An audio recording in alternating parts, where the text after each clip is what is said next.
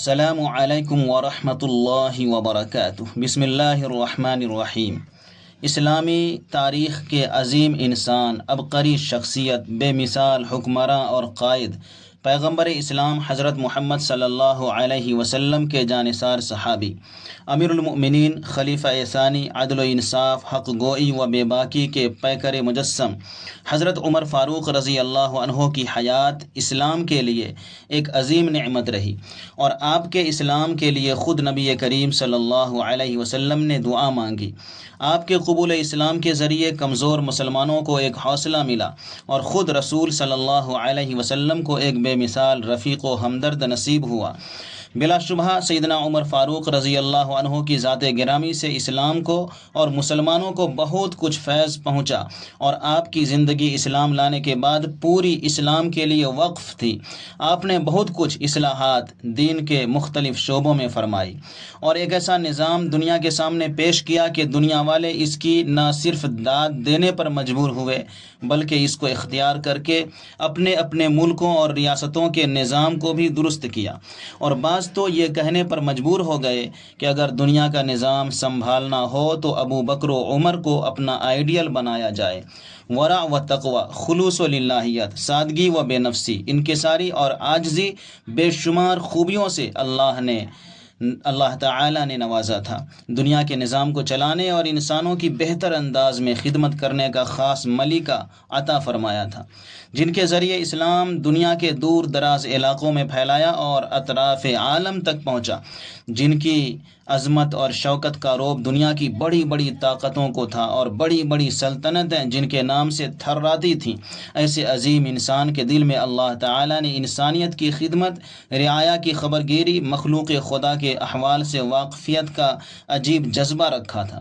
راتوں کی تنہائی میں لوگوں کی ضروریات کو پوری کرنے اور ان کے حال سے آگاہ ہونے کے لیے گشت کرنا، ہر ضرورت مند کے کام آنا اور ان کی خدمت انجام دینے کی کوشش میں لگے رہنا آپ کا امتیاز تھا۔ آپ کی مبارک زندگی کے ان گنت پہلو اور گوشے ہیں، اور ہر پہلو انسانیت کے لیے سبق اور پیغام لیے ہوئے ہے۔ نبی کریم صلی اللہ علیہ وآلہ وسلم نے اس رفیق خاص کے بہت سے فضائل بیان کیے اور ان کی عظمتوں کو اجاگر کیا۔ ذیل میں ہم صرف ان کی بے مثال حکمرانی سے متعلق چیزوں کو پیش کرتے ہیں، اور اس سلسلے میں ان کی سادگی اور انکساری کے پہلو کو بھی بیان کرتے ہیں، تاکہ اندازہ ہو کہ جس کو اللہ تعالی نے ایک بڑی سلطنت کا فرما روا اور منصب خلافت کا مسند نشی بنایا تھا، لیکن وہ ان تمام کے باوجود مخلوق خدا کی عظمت میں کس طرح اپنے آپ کو مٹا دیا تھا، اور لوگوں کی بھلائی اور فائدے کے لیے کن کن چیزوں کو بروئے کار لایا تھا۔ بقول مولانا شاہ معین الدین ندوی رحمہ اللہ کہ فاروق اعظم رضی اللہ عنہ کی زندگی کا حقیقی نصب العین رفاہ عام اور بہبودی بنی نوع انسان تھا۔ سیدنا عمر رضی اللہ عنہ نے اپنے دور خلافت میں عدل و انصاف کی بہترین مثال قائم فرمائی، اور عادل حکمراں بن کر تعلیمات عدل کو دنیا میں پھیلا دیا۔ مساوات و برابری اور حقوق کی ادائیگی کا حد درجہ اہتمام فرمایا۔ ابن عباس رحمہ اللہ سے مروی ہے کہ تم عمر رضی اللہ عنہ کا ذکر کیا کرو، کیونکہ جب تم عمر کو یاد کرو گے تو عدل و انصاف یاد آئے گا، اور عدل و انصاف کی وجہ سے تم اللہ کو یاد کرو گے۔ ایک مرتبہ قیصر نے اپنا ایک قاصد حضرت عمر رضی اللہ عنہ کے پاس بھیجا تاکہ احوال کا جائزہ لے اور نظام و انتظام کا مشاہدہ کرے۔ جب وہ مدینہ منورہ آیا تو اس کو کوئی شاہی محل نظر نہیں آیا۔ اس نے لوگوں سے معلوم کیا کہ تمہارا بادشاہ کہاں ہے؟ صحابہ نے کہا کہ ہمارا کوئی بادشاہ نہیں ہے، البتہ ہمارے امیر ہیں جو اس وقت مدینہ سے باہر گئے ہوئے ہیں۔ قاصد تلاش کرتے ہوئے اس مقام پر آ گیا جہاں امیر المؤمنین سیدنا عمر رضی اللہ عنہ دھوپ کی گرمی میں سخت ریت پر اپنے درہ کو تکیہ بنائے آرام فرما رہے تھے۔ پسینہ آپ کی پیشانی سے ٹپک رہا تھا۔ جب اس نے دیکھا تو سیدنا عمر رضی اللہ عنہ کا جاہ و جلال اور رعب سے وہ گھبرا گیا۔ اس نے کہا کہ اے عمر، واقعی تو عادل حکمران ہے، اسی لیے تو آرام سے بغیر کسی پہرہ اور حفاظتی انتظامات کے تنہا خوف اور ڈر کے بغیر آرام کر رہا ہے، اور ہمارے بادشاہ ظلم کرتے ہیں، اس لیے خوف و ہراس ان پر چھایا رہتا ہے۔ میں گواہی دیتا ہوں کہ تیرا دین حق ہے۔ میں اگر قاصد بن کر نہیں آتا تو مسلمان ہو جاتا، لیکن میں جا کر اسلام قبول کروں گا۔ اللہ تعالیٰ نے آپ کو جو بلند مقام و مرتبہ عطا فرمایا تھا اور آپ کی حکمرانی کے چرچے طول و عرض میں پھیل چکے تھے، لیکن اس کے باوجود بھی تواضع، سادگی اور زہد و تقوی میں غیر معمولی اضافہ ہی ہوتا گیا۔ آپ ہر وقت اسی فکر میں رہتے کہ نبی کریم صلی اللہ علیہ وآلہ وسلم نے جس حال میں چھوڑا اسی پر پوری زندگی گزر جائے۔ عمدہ کھانوں، بہترین غذاؤں اور اسباب تنعم سے ہمیشہ گریز ہی کیا کرتے تھے۔ ایک مرتبہ اہل بصرہ کا ایک وفد حضرت عمر رضی اللہ عنہ کے پاس آیا۔ ان لوگوں کے لیے روزانہ 3 روٹیوں کا انتظام ہوتا۔ وہ کہتے ہیں کہ ہم نے کبھی بطور سالن کے روغن زیتون پایا، کبھی گھی، کبھی دودھ، کبھی خشک کیا ہوا گوشت جو باریک کر کے ابال لیا جاتا تھا، کبھی تازہ گوشت، اور یہ کم ہوتا تھا۔ انہوں نے ایک روز ہم سے کہا کہ اے قوم، میں اپنے کھانے کے متعلق تم لوگوں کی ناگواری و ناپسندیدگی محسوس کرتا ہوں۔ اگر میں چاہوں تو تم سب سے اچھا کھانے والا، تم سب سے اچھی زندگی بسر کرنے والا ہو جاؤں۔ میں بھی سینے اور کوہان کے سالن اور باریک روٹیوں کے مزے سے ناواقف نہیں ہوں، لیکن میں نے اللہ تعالیٰ کا یہ فرمان سن رکھا ہے، اذهبتم طیباتکم فی حیاتکم الدنیا واستمتعتم بها۔ لباس و پوشاک میں بھی اسی طرح کی سادگی آپ نے اختیار کی جو ہر ایک کے لیے نہایت حیرت انگیز اور ایمان افروز ہے۔ حضرت حسن رحمہ اللہ فرماتے ہیں کہ ایک مرتبہ آپ خطبہ دے رہے تھے اور آپ کے جسم پر جو لباس تھا اس میں 12 پیوند لگے ہوئے تھے۔ اس طرح بے شمار واقعات آپ کی سیرت میں موجود ہیں۔ حضرت عمر رضی اللہ عنہ نے حکمرانی کرنے اور نظام سلطنت کو چلانے کا بے مثال انداز دیا ہے۔ ایک حاکم کی کیا فکریں ہونی چاہیے اور رعایا کی خبر گیری کے لیے کیا طریقہ کار اختیار کرنا چاہیے، اس کو بہتر طور پر آپ نے پیش کیا اور بتایا کہ جس کے دل میں خوف خدا اور آخرت کا احساس ہوتا ہے تو پھر وہ تخت اور حکومت کے ملنے کے بعد اپنی عوام کی فکروں سے بے نیاز نہیں ہو سکتا۔ چنانچہ حضرت عمر رضی اللہ عنہ کا معمول تھا کہ آپ راتوں کو گلیوں میں گشت کرتے۔ جب لوگ آرام و راحت کے لیے گھروں میں چلے جاتے، آپ حالات سے آگہی حاصل کرنے اور پریشان حالوں کی پریشانیوں سے واقف ہونے کے لیے باضابطہ چکر لگاتے، اور جو کوئی مصیبت زدہ ملتا، پریشان حال نظر آتا، مسافر یا اجنبی غم کا شکار دکھائی دیتا تو خلیفہ وقت خاموشی سے کام انجام دے جاتے اور احساس تک ہونے نہیں دیتے کہ یہ وہی عمر جس کی عظمت کے ڈنک عالم میں بج رہے ہیں۔ ایک رات آپ رضی اللہ عنہ گشت کر رہے تھے کہ مدینہ کے 3 میل فاصلے پر مقام حرا پہنچے۔ دیکھا کہ ایک عورت پکا رہی ہے اور 2-3 بچے رو رہے ہیں۔ پاس جا کر حقیقت حال دریافت کی۔ اس نے کہا، بچے بھوک سے تڑپ رہے ہیں، ان کو بہلانے کو خالی ہانڈی چڑھا دی ہے۔ حضرت عمر رضی اللہ عنہ اسی وقت مدینہ آئے، آٹا، گھی، گوشت اور کھجوریں لے کر نکلے۔ ساتھ آپ کا غلام اسلم بھی تھا۔ اس نے کہا کہ میں لیے چلتا ہوں، مجھے دیجیے۔ آپ نے فرمایا کہ قیامت کے دن میرا بوجھ تم نہیں اٹھاؤ گے۔ پھر آپ خود ہی سامان لے کر اس عورت کے پاس آئے۔ اس نے کھانا پکانے کا انتظام کیا۔ حضرت عمر رضی اللہ عنہ خود چولہا پھونکتے تھے۔ کھانا تیار ہوا تو بچے خوشی خوشی اچھلنے لگے۔ حضرت عمر رضی اللہ عنہ دیکھتے تھے اور خوش ہوتے تھے۔ رات میں گشت کے دوران آپ نے بے شمار پریشانوں کی امداد کی، اور آپ کا مقصد بھی یہی تھا کہ تنہائیوں میں نہ جانے کتنے لوگ پریشانی سے دوچار ہوں گے تو ان کے کام آیا جائے۔ اس سلسلے میں بہت واقعات ہیں جس سے آپ کی ہمدردی اور فکر مندی اور رعایا کی خبر گیری کا جذبات نمایاں نظر آتے ہیں۔ حضرت عمر رضی اللہ عنہ کے خدمت خلق کا انداز بھی بڑا نرالا تھا۔ گلیوں میں گشت لگاتے ہی تھے۔ نظام خلافت ایسا بنایا تھا کہ کوئی ضرورت مند محروم نہ رہنے پائے۔ حکام اور عمال بھی ایسے متعین فرمائے تھے جو ہر وقت راحت رسانی کی فکر میں کوشاں رہتے۔ ساتھ میں خود امیر المؤمنین حضرت عمر فاروق رضی اللہ تعالی عنہ بھی ضرورت مندوں کی حاجت پوری کرنے میں لگے رہتے، بلکہ آپ کی زندگی پوری انسانیت کی خدمت میں گزری، اور اسی میں آپ کو مزہ آتا اور دل کو سکون و راحت نصیب ہوتی۔ حضرت طلحہ رضی اللہ عنہ فرماتے ہیں کہ ایک تاریک رات میں نے حضرت عمر رضی اللہ عنہ کو دیکھا کہ ایک گھر میں داخل ہو گئے، اس کے بعد دوسرے گھر میں داخل ہوئے۔ صبح میں نے اس مکان میں داخل ہو کر دیکھا کہ ایک نابینا بوڑھی بیٹھی ہے۔ میں نے اس بوڑھی سے پوچھا کہ وہ کون تھے، تجھے معلوم ہے؟ اس نے کہا کہ وہ اسی طرح میرے پاس آ کر میری ضروریات کو پوری کر کے چلے جاتے ہیں اور صفائی ستھرائی کر کے واپس ہو جاتے ہیں۔ میں نے کہا کہ وہ تو عمر رضی اللہ عنہ ہیں۔ ایک رات آپ مدینہ کے ایک راستے سے گزر رہے تھے تو دیکھا کہ ایک خیمہ لگا ہوا نظر آیا، اس کے باہر ایک بدوی بیٹھا ہوا ہے اور اندر سے رونے کی آواز آ رہی ہے۔ حضرت عمر رضی اللہ عنہ فوری اس کے قریب گئے، حال دریافت کیا، رونے کا سبب معلوم کیا۔ اس نے کہا کہ میری بیوی درد زہ میں مبتلا ہے اور کوئی خاتون نہیں ہے جو اس مشکل وقت میں میری مدد کر سکے۔ حضرت عمر رضی اللہ عنہ گھر تشریف لائے۔ اہلیہ محترمہ حضرت ام کلثوم رضی اللہ تعالی عنہا سے فرمایا کہ اللہ تعالی نے آج تمہیں نیکی کمانے کا ایک موقع دیا ہے، کیا تم اس سے فائدہ اٹھاؤ گی؟ بیوی نے کہا کہ ضرور، آپ بتلائیے کیا کام ہے؟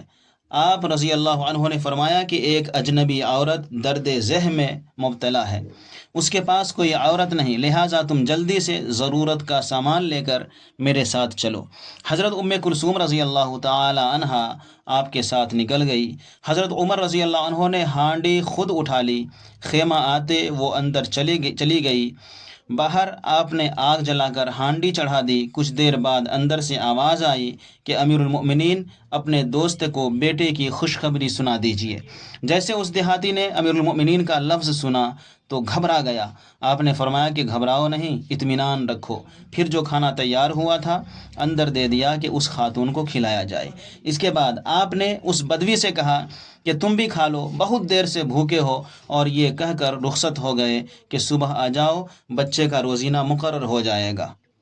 سیدنا عمر رضی اللہ عنہ کی مبارک زندگی میں اس طرح کے کئی واقعات ہیں کہ آپ نے خاموشی کے ساتھ لوگوں کی مدد کی، پریشان حالوں کی خدمت کی اور محتاجوں کی ضروریات کی تکمیل فرمائی۔ سیدنا عمر رضی اللہ تعالی عنہ جس طرح اپنی رعایا اور دوسرے افراد کی راحت رسانی کی فکر میں رہتے اور ان کی خدمت کرنے میں پیش رہتے، اسی طرح آپ خادموں اور غلاموں کے ساتھ ایسا سلوک کرتے کہ غلام و آقا، مالک و مملوک کا فرق نہیں ہوتا اور ان کو آرام پہنچانے میں آگے رہتے۔ حضرت عمر رضی اللہ عنہ جن کی عظمت سے باطل کے دل لرزتے اور بدن کانپتے تھے، وہ اتنے رحم دل اور خیر خواہ تھے کہ ان کی رحم دلی اور خیر خواہی سے غلام بھی سکون و اطمینان محسوس کرتے تھے۔ حضرت عمر رضی اللہ عنہ جب حج کے لیے مکہ مکرمہ تشریف لائے تو صفوان ابن امیہ رضی اللہ عنہ نے دعوت دی اور کھانا ایسے بڑے برتن میں لایا گیا جس کو 4 آدمی اٹھا سکتے تھے۔ خادموں نے کھانا لا کر رکھ دیا اور واپس ہونے لگے۔ حضرت عمر رضی اللہ عنہ نے فرمایا کہ تم لوگ ہمارے ساتھ نہیں کھاؤ گے؟ تو ان خادموں نے کہا کہ نہیں، ہم بعد میں کھا لیں گے۔ یہ بات سن کر آپ سخت ناراض ہوئے اور ارشاد فرمایا کہ اللہ تعالی لوگوں پر رحم کرے، یہ ابھی تک طبقات میں بٹے ہوئے ہیں۔ پھر خدام کو حکم دیا کہ بیٹھ جاؤ، چنانچہ سب نے کھانا کھایا۔ سیدنا عمر رضی اللہ عنہ کی زندگی کے سنہرے واقعات۔ آپ نے عیسائی اور غیر مسلم خادموں اور غلاموں کے ساتھ بھی حسن سلوک اور خیر خواہی کا معاملہ فرمایا اور ان کی راحت کا پورا اہتمام فرمایا۔ حضرت عمر فاروق رضی اللہ عنہ دین کے معاملے میں جتنے سخت اور مضبوط تھے، رہن سہن کے لحاظ اور حقوق کی ادائیگی کے اعتبار سے اتنے ہی نرم اور رحم دل تھے۔ ذمہ داری کو پورا کرنے اور انسانیت کی فلاح و بہبودی کے لیے تڑپنے والے تھے۔ آپ کی رحم دلی اور خیر خواہی انسانوں کے علاوہ جانوروں پر بھی تھی۔ جانوروں پر زیادہ بوجھ ڈالنا، ان کو غیر ضروری استعمال کرنا، ان کے چارہ کا صحیح انتظام نہ کرنا آپ کو بہت ہی ناگوار گزرتا، اور کسی ایک جانور کا بھی مالک کی بے جا زیادتیوں کا شکار رہنا بھی آپ کو رنج و غم میں مبتلا کر دیتا تھا۔ خوف و خشیت اور احساس ذمہ داری کا یہ عالم تھا کہ ایک مرتبہ فرمایا کہ اگر بکری کا کوئی بچہ فرات کے کنارے مر گیا تو اللہ تعالی قیامت کے دن عمر سے سوال کرے گا۔ مناقب عمر رضی اللہ عنہ۔ احنف ابن قیس کہتے ہیں ایک مرتبہ ہم عمر رضی اللہ عنہ کو ایک بڑی فتح کی خوشخبری دینے حاضر ہوئے۔ آپ نے پوچھا کہ تمہارا قیام کہاں ہے؟ ہم نے جگہ بتائی۔ آپ ہمارے ساتھ اس مقام پر آئے اور ہماری سواریوں کے قریب آ کر ان کو دیکھنے لگے۔ پھر فرمایا کہ کیا تم اپنی سواریوں کے بارے میں اللہ سے نہیں ڈرتے؟ تم جانتے ہو کہ ان کا بھی تمہارے اوپر حق ہے، ان کو کھلا کیوں نہیں چھوڑ دیا تاکہ یہ زمین پر چل پھر سکیں؟ سیدنا عمر رضی اللہ عنہ کی زندگی کے سنہرے واقعات، صفحہ 217۔ ایک مرتبہ آپ رضی اللہ عنہ نے مچھلی کھانے کی خواہش ظاہر فرمائی۔ آپ کے غلام نے لمبا سفر کر کے مچھلی حاضر کی اور آ کر اپنی سواری کا پسینہ پوچھنے لگا۔ حضرت عمر رضی اللہ عنہ نے دیکھ کر فرمایا کہ عمر کی خواہش پوری کرنے میں ایک جانور کو اس قدر تکلیف اٹھانی پڑے، اللہ کی قسم عمر اسے نہیں چکھے گا۔ یہ حالت ہے اس عظیم المرتبت انسان کی اور اس بے مثال شخصیت کی کہ جو دین کے معاملے میں شمشیر بے نیام ہو جاتی اور حق کے سلسلے میں آہنی تلوار، لیکن مخلوق کا مسئلہ ہوتا یا انسانوں کی بھلائی اور جانوروں کی خیرخواہی کا سوال تو پھر اپنے آپ کو اس درجہ مٹا دیتے کہ دنیا والے ان کی اداؤں پر آج بھی رشک کرتے ہیں۔ اللہ تعالیٰ نے ان حضرات کو کچھ اس انداز میں تیار فرمایا تھا کہ دنیا ہر دور میں ان سے سبق سیکھے اور راہ عمل کو استوار کرے۔ آپ رضی اللہ عنہ نے خدمت خلق کے میدان میں جو اہم کام انجام دیے اس میں نظام بیت المال کا استحکام بھی ہے۔ حضرت ابو بکر رضی اللہ عنہ نے اپنی خلافت میں جو بیت المال قائم فرمایا تھا، حضرت عمر رضی اللہ عنہ نے اس کے نظام کو مضبوط و مستحکم فرمایا اور اصول و ضابطوں کے ساتھ اس کو جاری کیا، اپنی اولاد کے مال و دولت کو اس میں لگا دیا اور خود سادگی کی زندگی گزار دی۔ مولانا شاہ معین الدین ندوی رحمہ اللہ رقم تراز ہیں کہ ابن سعد کی ایک روایت سے ظاہر ہوتا ہے کہ حضرت ابو بکر رضی اللہ عنہ نے ایک مکان بیت المال کے لیے خاص کر لیا تھا، لیکن وہ ہمیشہ بند پڑا رہتا تھا اور اس میں کچھ داخل کرنے کی نوبت ہی نہیں آتی تھی۔ چنانچہ وفات کے وقت بیت المال کا جائزہ لیا گیا تو صرف 1 درہم نکلا۔ حضرت عمر رضی اللہ عنہ نے تقریباً 15 ہجری میں ایک مستقل خزانہ کی ضرورت محسوس کی اور مجلس شورا کی منظوری کے بعد مدینہ منورہ میں بہت بڑا خزانہ قائم کیا۔ دارالخلافہ کے علاوہ تمام اضلاع اور صوبہ جات میں بھی اس کی شاخیں قائم کی گئیں اور ہر جگہ اس محکمہ کے افسر جداگانہ مقرر ہوئے۔